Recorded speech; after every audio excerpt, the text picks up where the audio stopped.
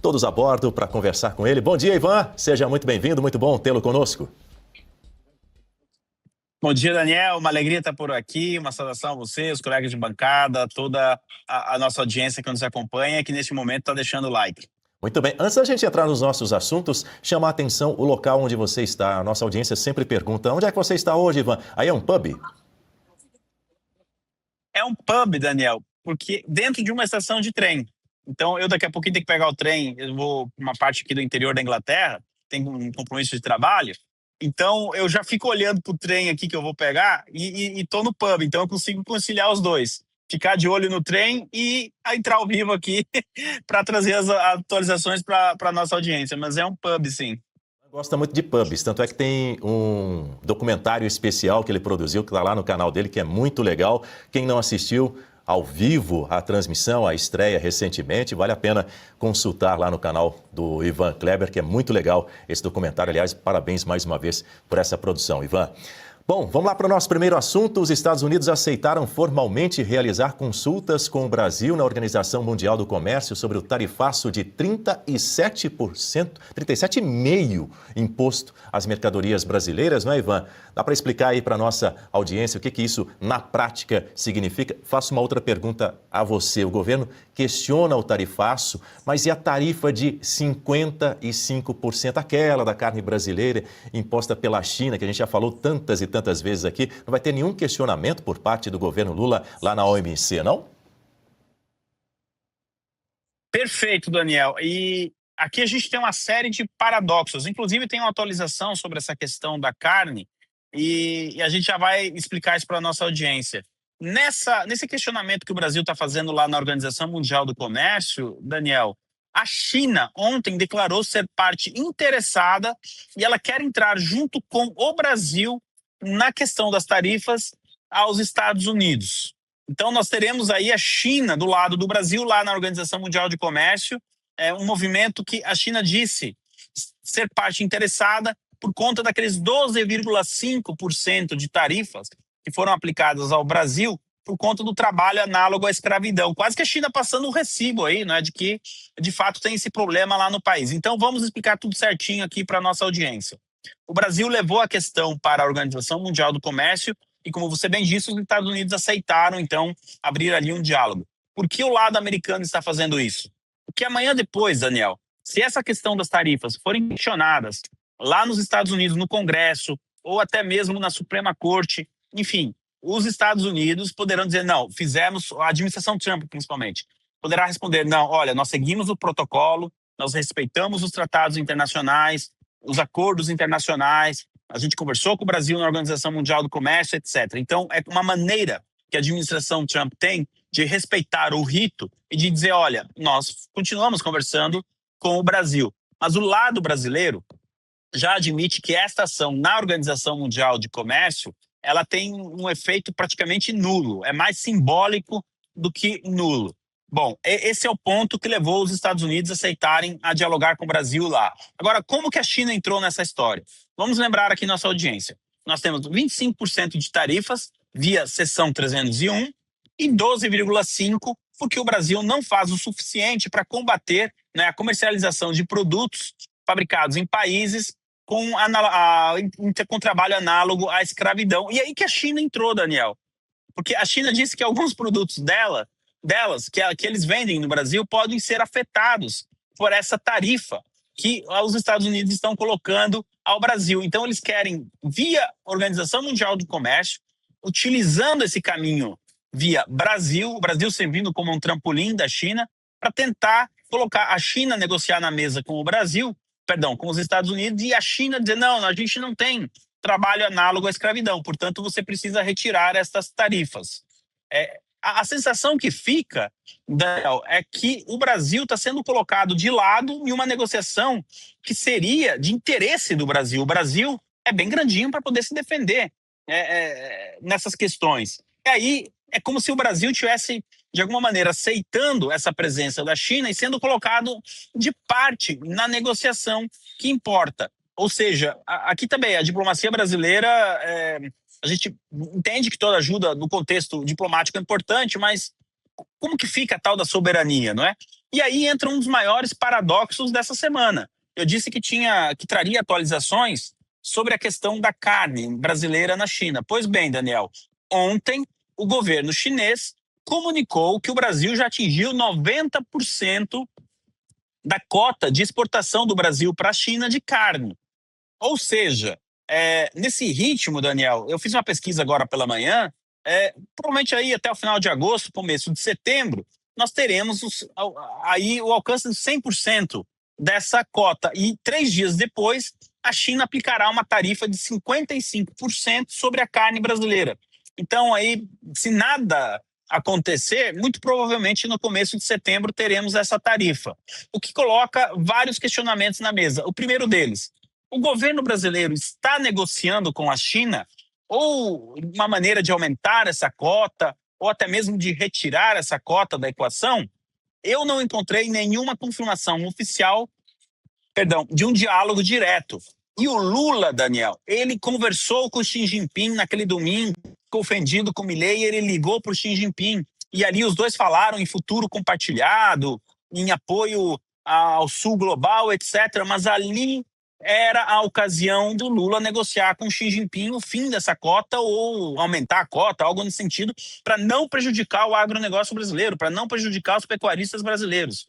E o Lula utilizou a ligação dele com o Xi Jinping para questões ideológicas, mas não entrou em uma questão extremamente importante para o nosso país, a defesa do agro. Então, no momento, hoje, 11 de agosto, terça-feira pela manhã, eu não encontrei nenhuma confirmação oficial do Brasil tentando negociar isso com a China. A única informação que eu tive é que o Brasil está tentando negociar a cota do Uruguai, ou comprar a cota do Uruguai, porque o Uruguai está longe de atingir os 100%, e tentar, via Uruguai, então, continuar exportando carne brasileira para a China, sem essas tarifas de 55%.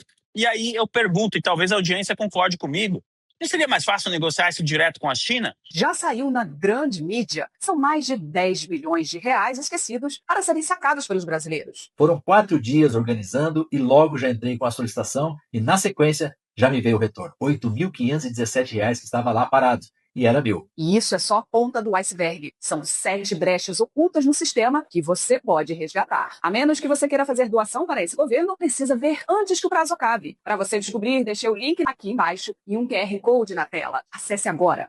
Nós estamos em um cenário, Daniel, onde no começo de setembro poderemos ter a União Europeia banindo carne brasileira, o Reino Unido, nós trouxemos isso aqui ontem, e 55% de tarifas chinesas sobre a carne brasileira. Ou seja, um cenário apocalíptico para a pecuária do nosso país, Daniel. Deixa-me trazer aqui para a nossa conversa o professor Marcelo Sona para a gente falar também sobre a questão das negociações sobre a importação da carne brasileira para a Europa, especificamente para um dos países, né, Suano? Diga. Ivan, é sempre um prazer, uma honra poder conversar contigo. Como diriam lá no Nordeste, cabra muito bom. Então, sempre tem aquelas informações que são precisas e análises corretas. Ivan, trazendo esse elemento que você já citou do Reino Unido, entidades vinculadas ao setor produtivo, produtivo rural do Reino Unido, entraram em contato com o governo e pediram que ampliasse as restrições a importações de carne brasileira. E aí, Ivan, por qual razão? O que eles querem com isso? Como será feito? Afinal de contas, qual é a intenção? Porque, como você falou, todo mundo está preocupado em bater no agronegócio brasileiro. Em especial, parece que até o próprio governo, porque não liga para ele. Bom dia, professor Marcelo. Hoje o helicóptero vai me deixar aqui onde eu estou, né? Afinal de contas, vamos falar de Reino Unido, vamos deixar o helicóptero estacionado. Olha só, professor Marcelo, então, essa Associação de Agricultores do Reino Unido, ela está usando o mesmo argumento que a União Europeia está utilizando, ou seja, alguns antibióticos ali que são utilizados, né, na criação de gado no Brasil não estariam em conformidade com os padrões europeus. Isso a gente sabe que é a versão oficial. O que acontece, professor Marcelo?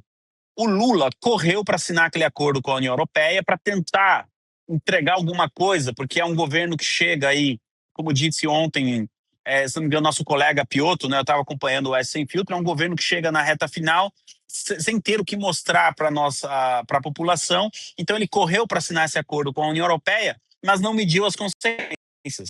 Moral da história: Argentina, Uruguai e Paraguai estão exportando carne para a Europa sem problema nenhum, menos o Brasil. E aí entra essa justificativa técnica da União Europeia, e agora endossada pelo Reino Unido, mas na verdade o que está faltando é diálogo, é faltando diplomacia.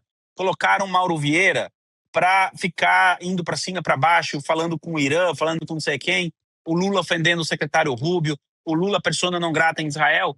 Então falta esse diálogo. E olha só, o governo britânico é um governo de esquerda, ou seja, ideologicamente falando, estaria alinhado com o Lula, até seria fácil de resolver essa questão. Em que ponto está a questão aqui no Reino Unido? Essa associação entregou essa reclamação e o governo agora está analisando a reclamação deles, não é? E ponderando, então, qual medida tomar em relação à carne brasileira. Ou tarifas, ou banimento, ou dar um prazo aí para que os pecuaristas brasileiros se adequem, etc.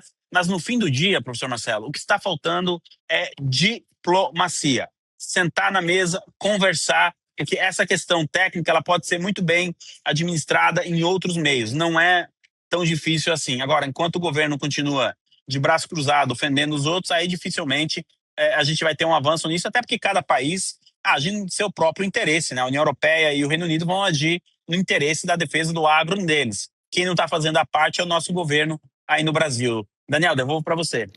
Ivan, agora a gente vem aqui para a América do Sul para falar dessa tragédia do terremoto de magnitude 7,4 que atingiu a Colômbia ontem pela manhã. O tremor foi o mais forte da última década, segundo o Serviço Geológico Colombiano. O tremor causou destruição em várias cidades, cenário de caos, tragédia, deixando pelo menos 132 mortos, um número que, infelizmente, Ivan, deve subir, não é? Além de mais de 570 feridos, inúmeras pessoas presas também nos escombros. Aliás, tem uma imagem chocante disso, de uma pessoa tentando puxar ali um bloco inteiro para tentar resgatar uma pessoa. Quais outras informações você tem? A gente acompanhou ali imagens também de pacientes de um hospital que foram atendidos na rua depois do terremoto. Imagens muito fortes e muito tristes também.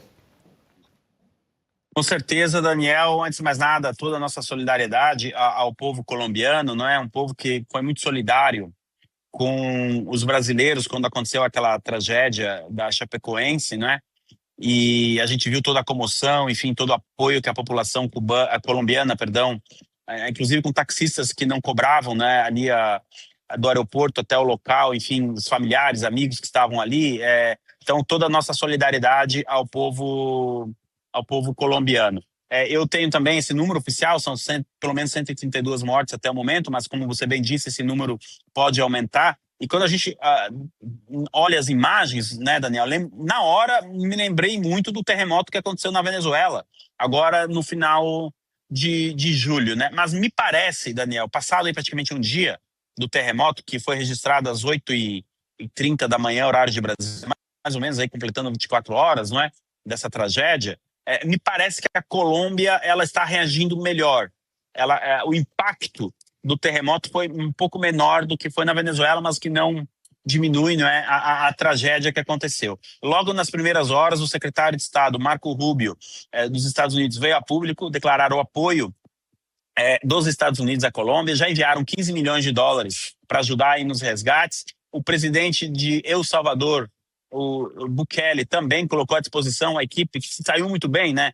A equipe de El Salvador salvou muitas vidas lá na Venezuela. Ele colocou essa mesma equipe para ajudar aí. Até Israel mesmo também já se colocou à disposição de ajudar o povo colombiano. O presidente recém-possado, ele tomou posse na sexta, né? E na segunda-feira acontece isso. Abelardo de la Espriella cancelou toda a sua agenda ontem e para hoje também, e ele está então acompanhando todos os esforços, capitaneando aí o trabalho das equipes de resgate, enfim. Agora nós tivemos um momento extremamente lamentável, Daniel, que mostra, não é, a hipocrisia mesmo de setores da esquerda. O ex-presidente, agora posso dizer, o ex-presidente colombiano Gustavo Petro, em sua rede social, no X, ontem, Daniel, enquanto as pessoas estavam literalmente morrendo ou tentando salvar vidas, ele escreveu o seguinte em inglês: a terra está gritando. Quem está ouvindo? Alguém está ouvindo? Fecha aspas para o Gustavo Petro. Daniel, diante de uma tragédia como essa, que nós estamos vendo nas imagens, o Gustavo Petro, de alguma maneira, tentou capitalizar politicamente com o terremoto. Isso é vergonhoso e eu acho que as demais forças de esquerda no continente deveriam repudiar essas declarações do ex-presidente Gustavo Petro. Daniel. São 8h18 no horário de Brasília, só trazendo uma atualização para a nossa audiência com relação a esse desastre. A Colômbia, nesse momento, busca sobreviventes. Uma outra informação aqui com relação, Ivan, ao número de pessoas que morreram, subiu para 164 mortos por conta desse terremoto de magnitude 7,4 que atingiu o coração, inclusive, da região cafeeira do país. Só em Cali foram 85 mortos. Cali tem uma população de 2.200.000 moradores. Dezenas de prédios por lá ficaram inclinados, foram totalmente destruídos, forçando os moradores a se refugiarem nas ruas. A gente segue acompanhando essas informações, o que está acontecendo por lá em tempo real com o Ivan Kleber e também por meio do nosso site da Revista Oeste. Acesse agora revistaoeste.com. E se você pudesse ter acesso aos bastidores do Sem Filtro e conversar direto com os comentaristas e âncoras da Oeste? Agora, isso é possível com o Clube de Membros do nosso canal no YouTube.